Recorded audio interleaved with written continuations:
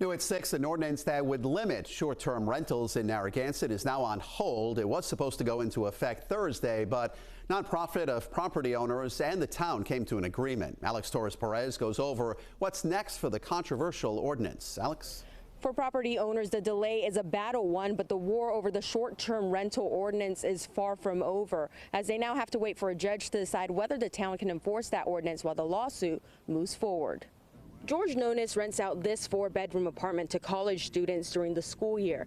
But when they leave, it becomes a place for tourists to stay over the summer when they visit Narragansett. It's a beautiful area for beaches. But a new ordinance that was set to go into effect in August would complicate those short-term rentals, requiring stays to last at least a week and banning any weddings, banquets, corporate events, and bachelor or bachelorette parties. It's overreach.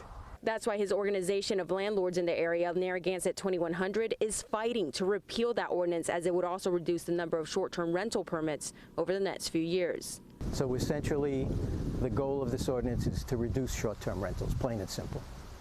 And when you take those number of houses times the number of weeks rented times the number of people and the amount of money that they would spend locally during the summer, is a huge impact on the local businesses. But the town council argues the 1,100 short-term rentals in Narragansett are already hurting the town.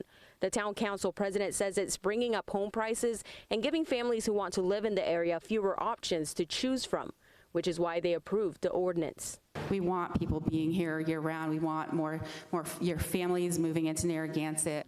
But Nonis doesn't think it will work. They are not going to sell their homes and not going to reduce their prices. That's just not happening across the state, never mind Narragansett. So all eyes are on the ongoing lawsuit and the current battle to further delay the ordinance going into effect. A court hearing for a judge to decide whether the town can enforce that ordinance while the court battle continues is already set for September. Reporting in Narragansett, I'm Alex Torres-Perez, 12 News.